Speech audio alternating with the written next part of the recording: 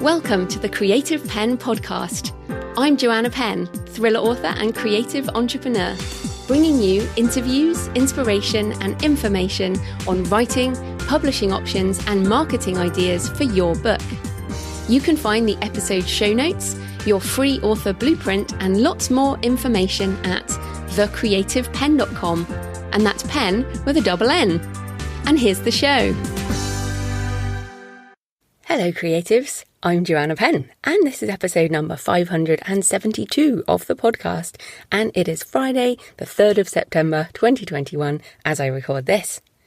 In today's show, I'm talking to Becca Syme about discovering your strengths as a writer, and we get pretty personal in this interview, and you might have noticed how much I'm questioning my own career at this point. It is almost 10 years, or in fact I'll be sharing my 10 years next week, and since I went full-time. And my discussion with Becca helped a lot with some of the things I've been thinking about and what I discovered with my Clifton Strengths assessment, which we discuss. So I found Becca's Quit books really useful, and we have a great conversation. I know you'll find it interesting, and I highly recommend Becca's books and her Quitcast YouTube channel, as she is very wise and I found our session super helpful. So that is coming up in the interview section. In publishing and book marketing news this week, there's a very interesting article by agent Kristen Nelson on her blog called 14 Reasons Agenting is Harder Now Than 20 Years Ago. Now, to set the context, Kristen is very well known for being an excellent agent and also open to her authors being hybrid, and she's worked with some very big indie authors and those who are hybrid as well. And she has some great articles on her site. It's one of the, I think in fact it's the only blog I follow from agents, and so I definitely recommend having a look at her site at nelsonagency.com. But this particular post, although it's about why agenting is harder, it's also got some great insights that relate to authors. So I'll just share a few of them. She says, crowded social media means lower agent visibility. And in fact, just change the word agent for author and you'll get what I'm talking about. Facebook, Twitter, Instagram, TikTok are crowded with social media savvy agents and editors, which makes it harder for agents to create visibility for their brands or stand out. There we go. The need for marketing. In today's publishing landscape, agents have to do so much more marketing, publicity management to optimize client success, which limits the number of clients an agent can take on. Going indie. Authors might start in the traditional publishing realm and then move indie, which eliminates a source of income for the agent. As most folks know, I'm hugely supportive of authors and indie publishing, which she is, but the loss of talent to the indie sphere does impact an agency's bottom line. And this to me implies that more established authors are going indie. Perhaps they're just not talking about it as much as we all do. Also, some interesting things about contracts. She said, first of all, how long contracts take. 6 months is the new norm to be fully executed. The consolidation of publishing houses, which limits the submission options. The blockbuster mentality. Historically, authors weren't expected to conjure bestsellers straight out the gate, but to build their writing skills and audience over time. Now, if a debut doesn't do well, it's extremely hard to get the author a second chance, which is why we see so many authors using multiple names in their careers. And then also about the actual money. She says an agent earns commission at the same time a client is paid. Publishers are now citing corporate mandates that payments must be structured in 4 or 5 installments. And some of those payments aren't coming in until after publication, which makes it no longer an advance. And that's a quote from her site. But she says that's a topic for another day. This structure impacts an author's financial well-being. It also impacts an agent's ability to earn a living. Imagine negotiating a contract today and knowing that a portion of your commission won't be paid for 2 years. And so again, I wanted to emphasize, if you think about the impact on the author in that, it's essentially very similar to the impact on the agent in terms of payments. So payments must be structured in 4 or 5 installments and some after publication. So interesting times indeed. So there's lots more in the article. I haven't told you all of it. There are 14 points. It's super interesting. Links in the show notes as ever. I think the business model for agents has to change as much as the business model for authors has changed and is going to change even more. And if more agents worked with indie authors to exploit the rights we want someone else to deal with and outsource, I think they'd find some interesting opportunities. For example, there are very strong groups of genre authors that an agent could take on and sell bundles of niche books for foreign rights. I mean, it's not just you wouldn't even just have to work with one author. I mean, even think about my nonfiction. You could take a books for authors niche and bundle up, some of my books, and then pick a whole load of indies whose books are in a similar niche around writing, and then, license those. I reckon most of us indie authors are going to be well up for working with an agent. We all do bundles and we all do working together within genres. So I think there's so many different business models that agents could look at. They perhaps just haven't taken advantage of the new ways of doing things yet. And yeah, I think there are some interesting times ahead, but hopefully we'll see more of that. And in terms of traditional publishers doing different things and going indie, I think this is absolutely classic. Literary fiction author Salman Rushdie has announced he will release his next novel on Substack, as reported by The Guardian. So this is essentially serialization, and Substack started as just email newsletters. I know quite a few authors who have a paid email newsletter on Substack, although you can do paid email on normal, in quotation mark, services like ConvertKit, for example. You can now do paid email, and a lot of the established platforms are getting into paid email newsletters. But Substack is now trying to serialize novels and non-fiction books by big name authors, and presumably because they want more readers to pay and get used to the platform. But it is very important to think about how the money works here. The article mentions that Salman Rushdie is part of Substack Pro, where writers are paid in advance for their first year on the platform. And I assume that what they're hoping is these authors will drive their audience to the platform. The writer will make more money than they expected, or more money than the advance, and then stick around because Substack essentially take a monthly cut of the fee. So yeah, I think this is classic because it kind of goes into the thing that Kristen Nelson wrote about going indie. Even though Salman Rushdie is not, jumping on KDP, he is going on Substack, which to me is a kind of similar thing. It's an independent choice.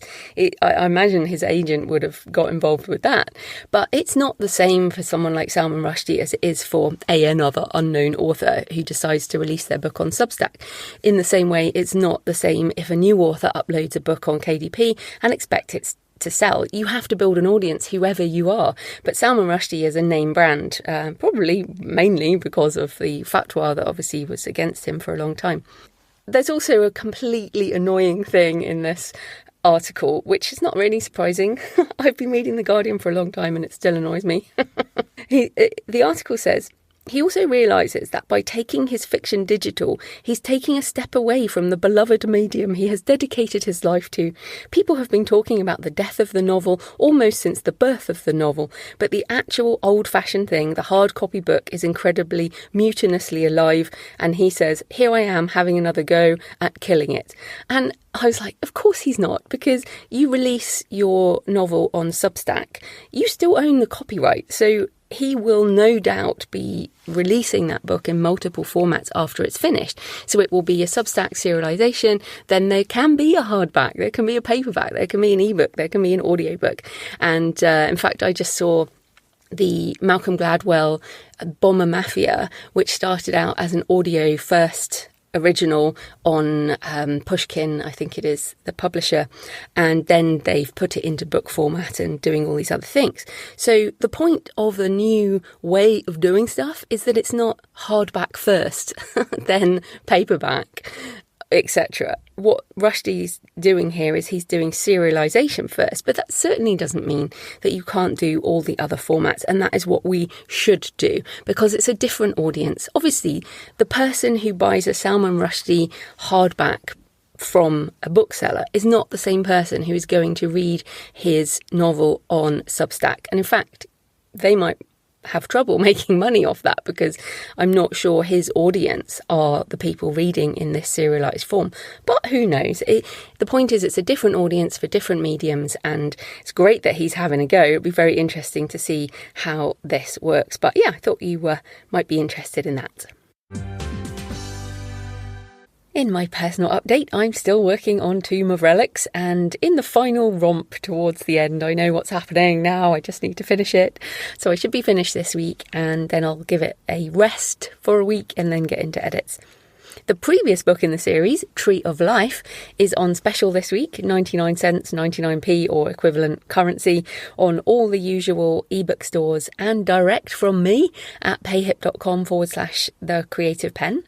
If you're interested, I shall read you the blurb. An ancient manuscript that leads to the Garden of Eden, a seed that can restore the world to nature, but only by destroying humanity in its wake. When a fragment of an ancient manuscript is stolen from a Jewish library in Amsterdam, arcane agents Morgan Sierra and Jake Timber discover a conspiracy that stretches back to the days of the Portuguese Empire, and a hidden order of monks who have protected Eden for generations. From Lisbon to Macau, the Caribbean and on to Brazil, Morgan and Jake must hunt for the fragments of the manuscript and find their way to the Garden of Eden before those who wish to turn its secret into blood. There you go. If you need some adventure and some virtual travel, check out Tree of Life on your favourite platform. And if you need something a bit more sedate, I was also on the Sacred Steps podcast last week, talking about transience and permanence, my experience of walking the Pilgrim's Way to Canterbury last year. And I'll hopefully be off on my next pilgrimage next month in October, walking to Lindisfarne, Holy Island, on the St Cuthbert's Way. Fingers crossed that happens. I really need a long walk, for sure. If you want to hear about Canterbury and you enjoy hearing about pilgrimage, check out the Sacred Steps podcast on whichever podcast app you use. So thanks for your emails and tweets and comments this week. Tara Coulter says, thanks so much for this podcast, Joanna and Edwin. I learned so much about writing for the gaming industry. And Nicole Lisa says, after a break in my routine, changing countries and 11 time zones, I'm catching up on podcast episodes, enjoying the Kusama exhibit at the New York Botanical Garden, and sent a lovely picture of this gorgeous yellow and black octopus-like sculpture, which looks awesome. Thanks to Amanda Peters, he said, thanks so much for this interview. It's so nice to see game design being recognised as a literary medium. Fantastic. Thanks to everyone. You can tweet me at The Creative Penn. You can leave a comment on the YouTube channel or on the blog, thecreativepenn.com/blog. You should always find the latest episode at the top there. And of course, the show notes are always at thecreativepenn.com/podcast. You can find all the episodes there. So today's show is sponsored by Kobo Writing Life, and I'll play a word from Steph and Tony in a minute. But on a personal note, I've been publishing on Kobo Writing Life since it started. And it's one of the most international platforms with readers all over the world, and a subscription program for readers that does not require exclusivity, which I like.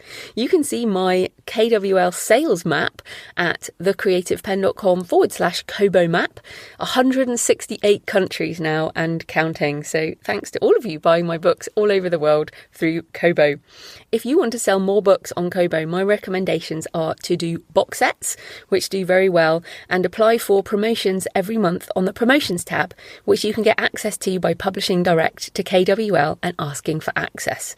So yes, fun times. This type of corporate sponsorship pays for the hosting, transcription and editing, but my time in creating the show is sponsored by my patrons, who also get an extra audio every month, a Q&A when I answer all the questions that you have. Thanks to new and returning patrons in the last few weeks. Thanks to Shannon Brown, Kathy Gettel, Emily and Margaret Etheridge Maggie Wells. I really appreciate your support, and to everyone who's been supporting for months and some of you for many years, you are fantastic. You fund my brain, and I do have some in-between-episodes, some more futurist stuff coming up. You can support the show for just a couple of dollars or euros or Canadian dollars or whatever per month, and you'll get the extra monthly Q&A audio. You can support the show at patreon.com, patreon.com/thecreativepenn. Right, here's a word from Kobo Writing Life, and then we'll get into the interview. Hi, I'm Stephanie. And I'm Joni. And we're from Kobo Writing Life, Kobo's free, fast, and easy self-publishing platform. KWL was built by authors for authors, and our team of dedicated book lovers are always working hard to help authors reach new readers around the world. With that in mind, we want to tell you about Kobo's subscription reading service, Kobo Plus. This program has been a great success in the Netherlands and Belgium, which is why we decided to bring it to our home market and launch Kobo Plus in Canada. The great thing about Kobo Plus for authors is that it reaches an entirely new audience who may be trying digital reading for the first time. We also ensured that authors retain control of their books. Do you want to try out a book in Kobo Plus in Canada, but not in the Netherlands? You have the option to do that. Simply select the areas you want to be included in the rights and distribution section of your book. My favorite feature for authors is that there's no exclusivity with Kobo Plus. You can sell your books wherever you choose, and we encourage you to make your work available to as many readers as possible. It's a great way to gain and build an audience. If you want to learn more about Kobo Plus or Kobo Writing Life, check out our blog, podcast, and find us on social. You can create your free account at kobo.com/writinglife. Back to you, Joanna. Becca Syme is an author, coach, and creator of the Better Faster Academy. She's a USA Today bestselling author of small town romance and cozy mystery, and also writes the Dear Writer series of nonfiction books. So welcome, Becca. Yeah, thank you so much for having me. I'm really excited to be here. Oh, I'm looking forward to talking to you. So first up, tell us a bit more about you and how you got into writing. I've been one of those people who wanted to kind of write my whole life, right? Like a storyteller and et cetera. But I actually got into writing romance specifically because I was a reader, because I loved reading and I love the stories and the characters. So I definitely came to writing from a love of writing and then realized just how much I actually love the process. Like beginning to end, I just love the process of writing books. And so I started full-time in 2012, 2013, and then just never looked back, I guess. So I really love it. Did you have like a previous career?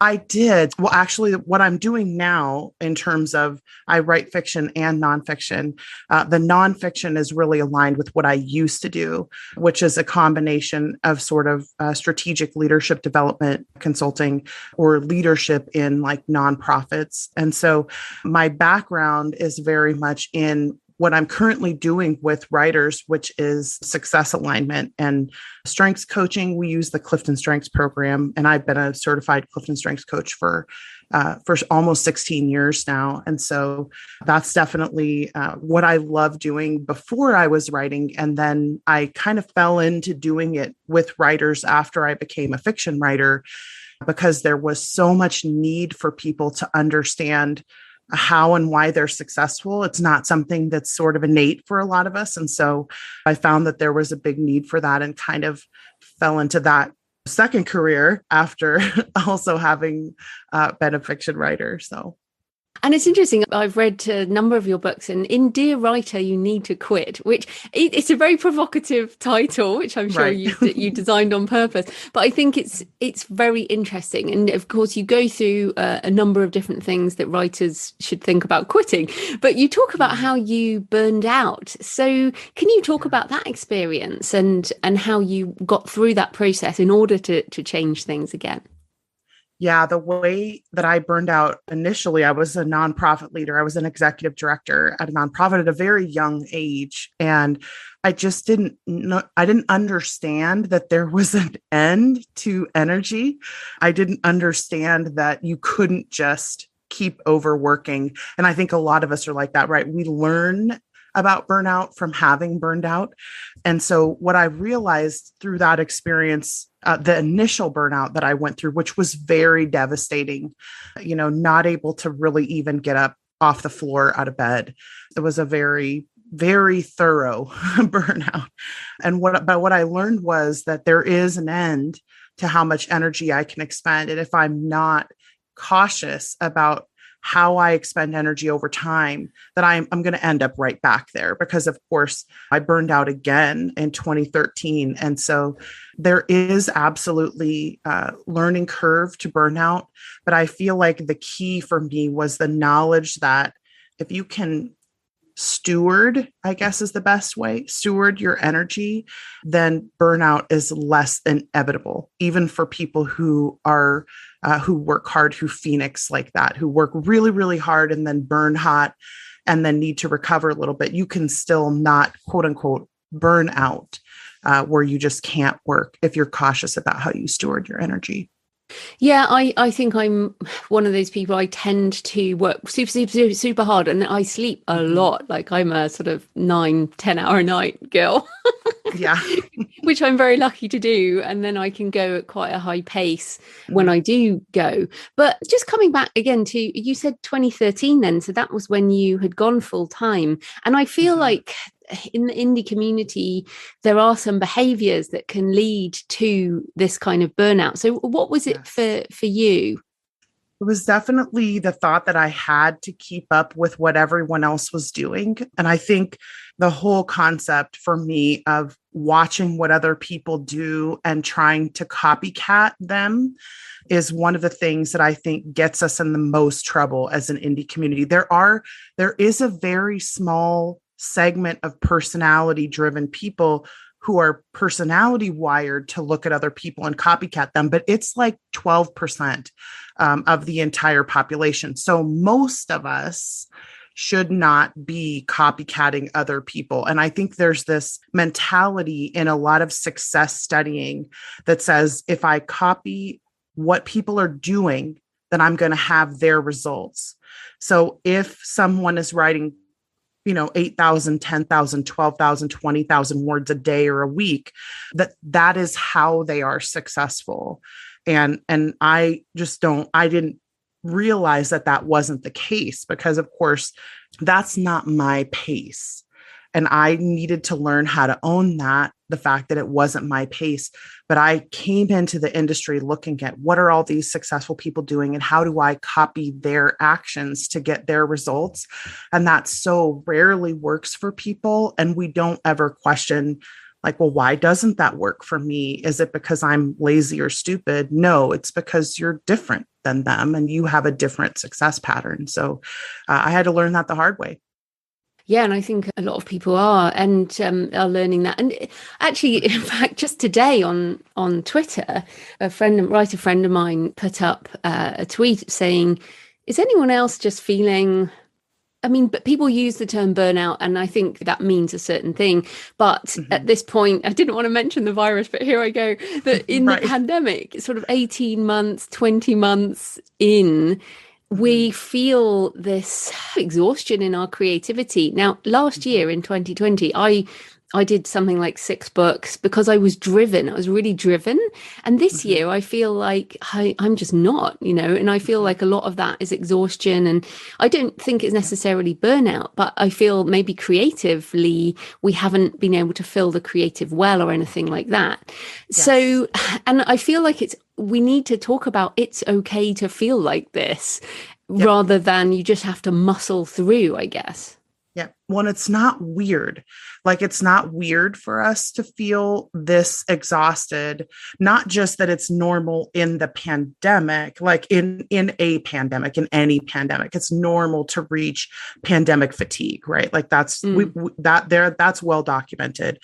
But additionally, like if you think about the concept of what it means to spend energy, we don't often think about the fact that we also need to get energy from somewhere. Like we're constantly, because we do make energy when we sleep, when we eat, when we have fun, when we research or learn, when we do all these different things, but we're not as aware of it as we are of how we spend energy. So let's say you had 1,000 pennies of energy over the last 20 months to write, and you had been spending all of them, but never creating any more, then at some point, and I'll talk about this in a second, but you've been spending them, but not creating any, or you reach the end of the extra, I guess, the leftover that you had, then yeah, it's completely normal to feel like I am out, I'm tapped, I can't.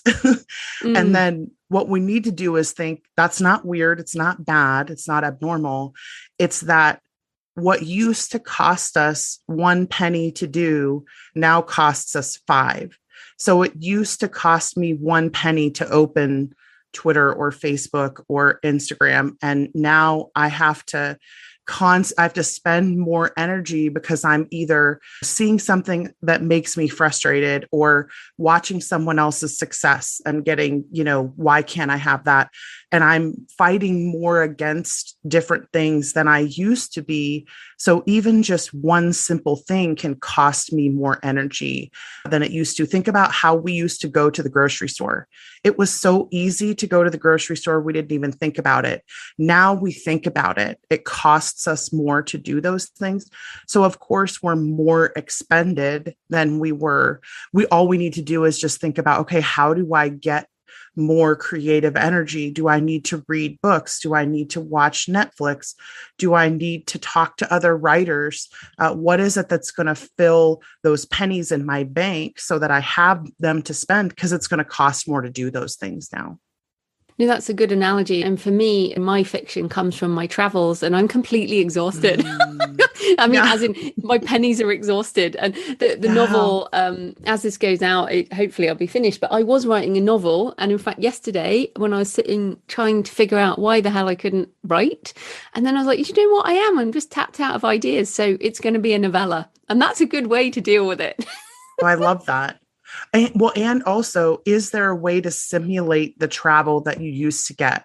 So not necessarily, like just watching a movie, but like, could you experience something new of your high input or high individualization or something like that in the strengths, Clifton Strengths, which is the personality assessment we use? You have a higher need for new and different than other people.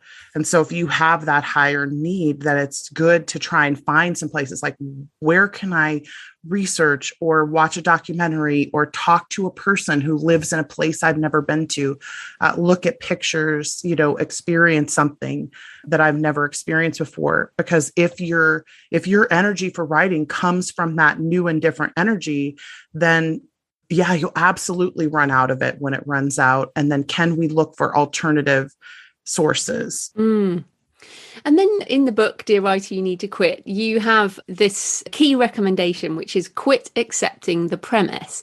And you use that a lot in what you talk about. And I really love it. So what can that be applied to and how can we use it to improve our experience as an author?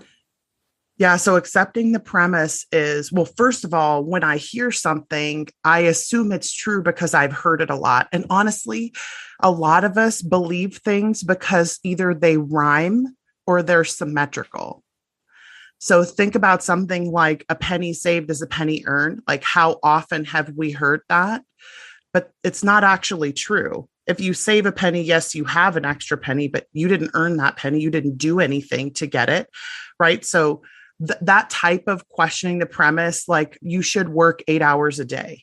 Well, do you actually know where the concept of the 8-hour workday comes from and why it's applied?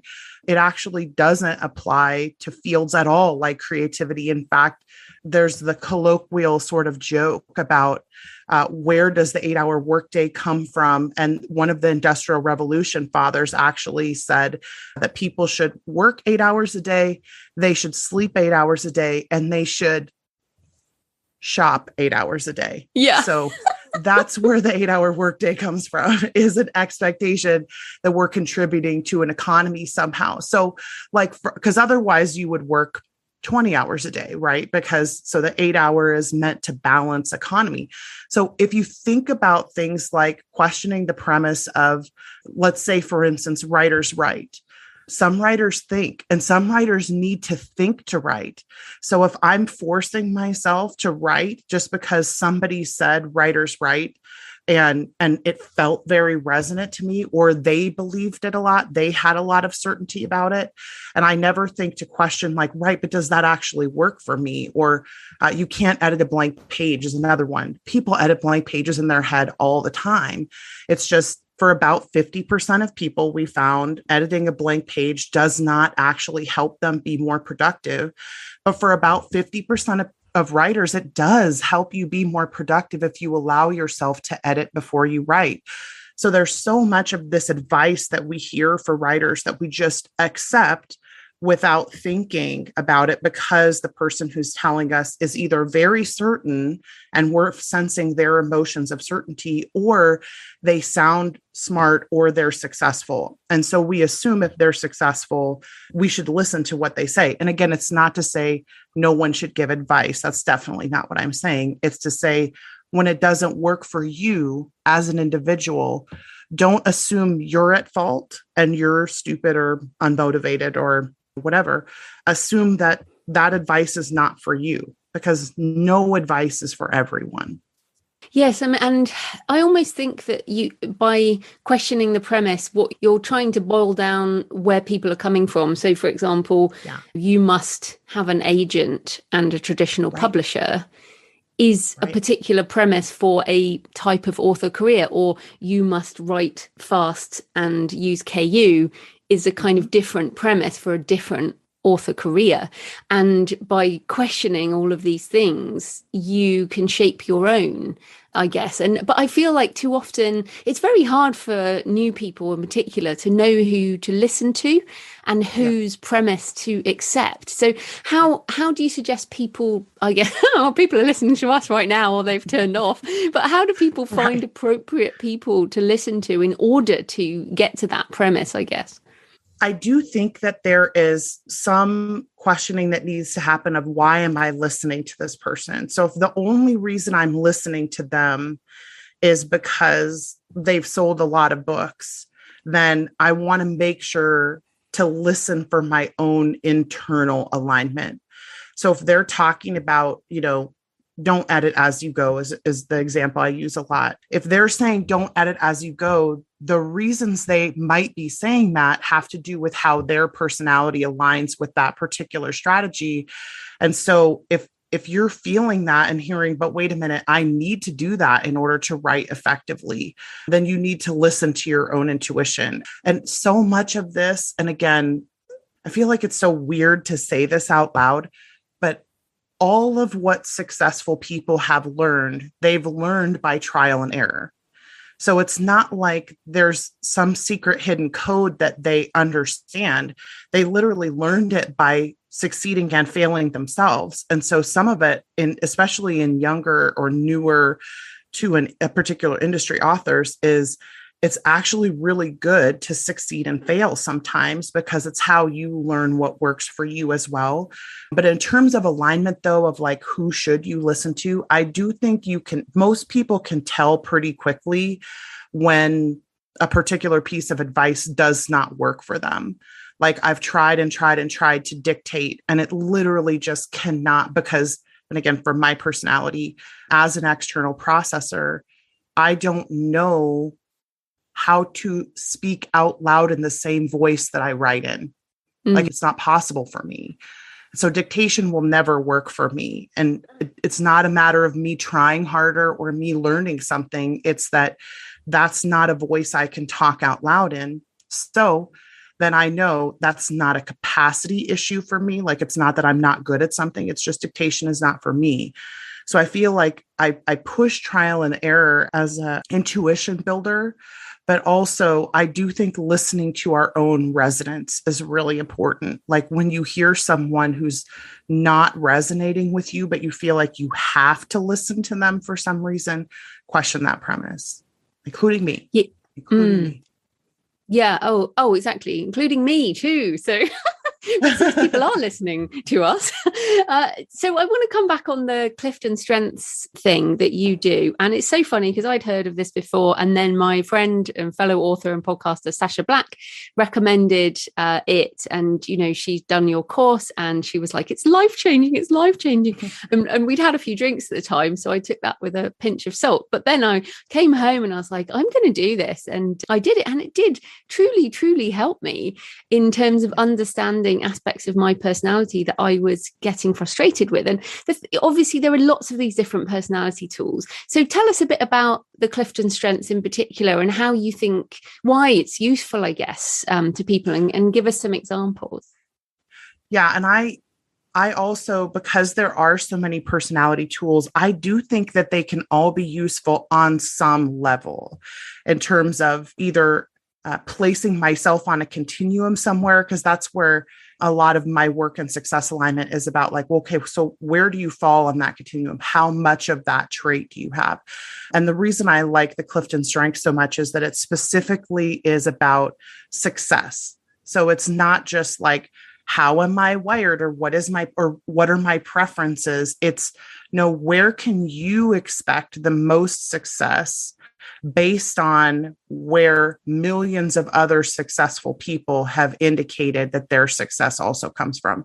And millions of successful, I mean, like the top 10% of an industry, because that's who Dr. Clifton went after when he was interviewing people to figure this out. So a lot of personality tests that are out there are, one person has decided there's 4 kinds of people, and those can be helpful because they do apply to, by standard deviation, 68% roughly of people will fit into some realm of that, but it's not individual enough. And so what I love about Clifton Strengths is that there are 34 different possibilities you can have strong. So it's your areas of consistent near perfect performance, but then also you have 5 of them. And so it's very, very individualized to how your success will happen. So like one of my top strengths is input. And I am the person who I will Google everything. If you have a question, I want to know the answer to it. I'm super curious. I have an interest level in so many different things. And the way that impacts my writing is I like to put little pieces of information into my writing, or little unique things into my writing that are like Easter eggs for people who love high input. And a number of letters I get from people who are like, oh my gosh, that one shoe designer from 1906, from a book I wrote 12 years ago, because it lights up input people when they learn new pieces of information, even from their fiction. And so a lot of us who are high input can feel like that's not a beneficial thing, but it's actually a way that you can stand out. And many of us who love to do that don't even realize that we do it. So like, for instance, when you travel, your input is taking in all this information of all the things around you, the smells, the sights, what things look like, how you would describe them, what it feels like to be immersed in that place. And then when you write, you can write a sense of place in such a realistic way because your input is pulling all of those little details and will remember them, right? Like you'll file them into your memory. And so that becomes more immersive, and you don't have to write very many words on the page for that to happen. It's not like you have to fill up with description. It's just when you write the detail, it'll be real, it'll be resonant. And that's something not everyone can do. Oh, and I'm in my top 5 is input as well, and learner is my number 1. And it's exactly what you say. My fiction is very detail heavy about lots of things. It's not info dump, but if I describe a setting of a cathedral, every single detail is exactly right, Yes. And I love all that. Like you, my readers appreciate the massive historical details and all of this type of stuff, and I love it. This is why I do what I do. Yep. When even like your nonfiction, like you're a learner input in your nonfiction as well, like you gather information from reputable people and you learn from, I just remember reading your health book and like writing with a doctor and talking to the doctor about all of that. That's a very input learner way of doing nonfiction, which seems very commonsensical, right? And this is one of the things about strengths that's so fascinating is like, you might say, well, of course you would do that because that's just makes sense to do it that way. It's what you do. And I would say, right, but most people wouldn't think to do that. And it's what makes your work stand out. And this is the core, I think, of the Clifton Strengths, especially for writers, is that what you do the most instinctively is often something that you would toss away. Like as a high Intellection, I think all the time. Well, of course you do, because that's just what you do, right? But did you know 58% of writers have Intellection? So if you think deeply about something, if you iterate that over and over in your mind, you come to such clarity and certainty about that character, plot, concept, setting, detail, strategy, that you have a depth that other people are not able to reach because they don't have that strength. But it seems so commonsensical to those of us who are high Intellection because of course I would do that. So part of Clifton Strengths is understanding just how unique and different you are from everyone else, and then how to utilize those traits to be that successful, to be more successful than you are, right? To be that standout person. And I think the other thing I like is that, well, it's funny because I did it because I was feeling like, why don't I want a writers group? Why don't I want, someone said, oh, why don't I do a mastermind, or why don't I do coaching, or why don't I want to be in groups of people? And I also was questioning whether I should be doing these kind of futurist episodes for the podcast, because frankly, they're not as popular as the main show. And I was like, should I do this? And then I did this. Clifton Strengths and Strategic and Futurist were in my top 5. And pretty much all my bottom things were in relationship building. And so I felt, I mean, really, it was hilarious. And I was like, this has helped me in knowing my strengths, which are strategic and futuristic, but also my weaknesses, which are around relationships. Now, that doesn't mean I'm going to give up on relationships, but it just made me feel better about what I was feeling in terms of my career. So, I mean, and anything else on that? Like, how should we treat those things that are at the bottom? Yeah, we usually say ignore the bottom because it's just not where you're going to be strong. Like, it doesn't necessarily mean you can't do those things. Like, you're an incredibly warm person relationally, like on a person to person level, and you're utilizing that effectively in your career. So it's not like you can't relate to people. That's just not where you lead, right? So we always tell people to ignore the bottom because that's just not where your strong traits are going to be. But also, just to talk about the strategic and futuristic, like whether those episodes are popular today or not, and whether they're going to be popular a year from now. Like, most futuristic people are way ahead of where everyone is. What's so fascinating, we have a number one futuristic writer, because paranormal women's fiction is really big right now in 2021. And she was writing paranormal women's fiction about 2 years before anyone else was, and it wasn't selling. And she was extremely frustrated by it. And all of a sudden, the PWF big boom started. And we all pointed at that and we're like, oh my gosh, paranormal women's fiction 2 years before anyone else did.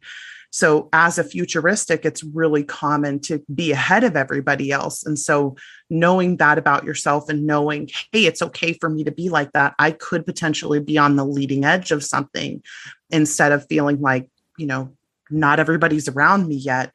That might be a good thing. It might be how you stand out in your career. So, but I would bet those episodes will be popular once the middle adopters really start to listen to you, right?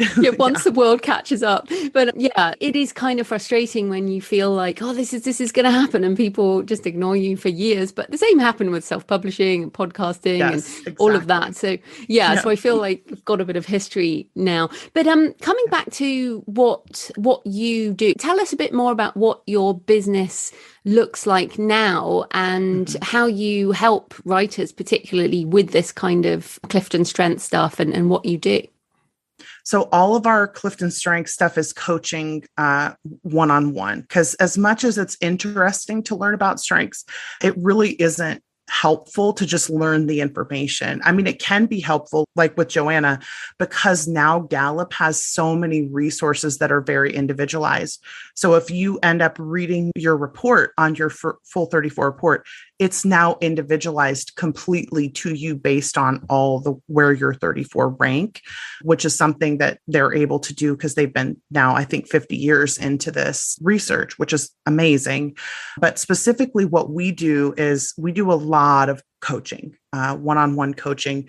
We do have some classes, but they're more in the like, here are the 6 parts of your writing life and how do we align you for success in each part of your life based on where you fall in different continuum metrics. And that's our Write Better Faster. But specifically with the strengths, our goal is to customize success for everybody, because I think that's where we see, like, I want to see 100% success. So I want everybody who comes in to be able to figure out, like, how am I going to be at my most successful? And that's kind of our business model, I guess, is very, very individualized, which similarly to what you were saying about, like, why am I not doing this? Why am I not doing that? I have a crisis of strategy every once in a while when I realize we don't have any evergreen classes, like we don't have any short form paid content. There are a lot of things that we just don't do because it doesn't align with who I am as a person. I want to individualize and customize everything. And so that's very much what my business model looks like, is that the closest you'll get to evergreen is the Quit books, the Dear Writer books. And even those are customized almost chapter by chapter to different people because they're about an individual person. They're almost like case studies. And so that's very much my business model. I'm a number 4 individualization in the Clifton Strengths. So I want everything to be for one person. Oh, well, I'm just looking at now. I'm 17 for individualization. So it's way down. Nice. Like, yeah. But I do find this so interesting, and your books are excellent. And I want to just encourage people that they cannot come to your website and say, Becca, teach me about ads. Yes. Yes. That's definitely not something we do. Although we did just start an intuitive ads program, but that's more because I feel like that's a missing personality trait. And we're not actually teaching ad strategy. We're teaching intuitive personality decision-making, because it's very different from non-intuitive or from concrete objective decision-making. So we do have ads discussions, but no, you will definitely not learn best practice strategy from Becca. Like, I don't do that. So talk a bit, so your business model, even though I don't do coaching and things. I mean, obviously I'm the same as you in that I have nonfiction and I have fiction, and I don't really even do, well, who does speaking anymore? But at some point that might come back in person. But I still feel that's a sort of bit like my podcast. It's individual to group as opposed to one-on-one, like what you're doing. So you've talked a bit about the business, but in terms of encouraging people who might want to have these multiple streams of income, and I love that you decided not to be a full-time fiction author. How can you encourage people who want to build a more holistic business model, I guess? It's not just fiction sales. Yeah, I do think that for most of us, like I would say from a personality perspective, more than 60% of people are not going to function well in a very linear business model, just in terms of only doing one thing. Most of us have some form of one of the Clifton Strengths, and I'll just name them: learner, individualization, input, context, strategic, adaptability, activator, woo, significance. So if you have any of those strengths that are dominant in your, especially learner and input, you're not going to be satisfied long-term with only one thing. like, let's say only one series or only one genre even, or potentially only one business. So many of us have that. I need that new and different, or I need something challenging, or I get bored quickly. And we feel like that's a weakness, and it's not, it's actually a strength. And so I do think that the multiple streams of income concept is going to work for most people in terms of it'll keep you engaged in something so that you can come back to. So like on a daily basis, I don't do only one business. I'm every single day do fiction, nonfiction. I still am working at a nonprofit. So I do some form every single day of those because I need the difference in order to stay engaged in all of the different projects. And there's this idea that if you don't narrow down for every single person, that somehow you're not going to be long-term successful. But actually, that's not true for everybody. And to a point where you may want to narrow down on a day-by-day basis, but many of us will actually be more engaged long-term if we don't silo quite as much in terms of like completely not doing anything else. There are many of us who are just made for that. And so I found for myself, especially, the multiple streams of income was less of a business strategy in terms of it was not a money-making strategy. It was a sanity strategy. Like I wanted to do all of this as long as I could. And I knew that I would burn out on it if I only did one thing. And I really did. The fiction I definitely burned out on because it was just too much in one direction. And once I allowed myself to widen, I actually got a lot more focused in all of those different areas because of my particular personality. So I would encourage, again, roughly 60% of people will be dominant in some strength that requires them to have multiple focuses. I hope that's making lots of people feel better. And I think hope so. Yeah, that book, The One Thing by Gary Keller, that caused so many people so many issues. Yeah, there are so many books like that. Be Obsessed or Be Average. There's a ton of these books that are all about like, you have to do only one thing. And I would say, oh, right. Some people do, definitely. Like there are people in the world, and it's not 60-40. It's more like 60% absolutely need to have multiple things. And about another 20% would be okay with one thing, but probably not forever. And then there's about 20% of people who are just like, you need to do only one thing. And that will be your most successful. And some of those people can do it forever because that's just how their personality is wired. But what we don't take into account so often is the lens through which people see things when they're giving advice. So this whole like, you should write every day or you should only do one thing, like all of those are lenses through which those experts see the world, and it helps them to function better, but it doesn't necessarily help everyone to function better to do that thing. And so the only do one thing is a perfect example. Just by personality alone, that's not true for everyone.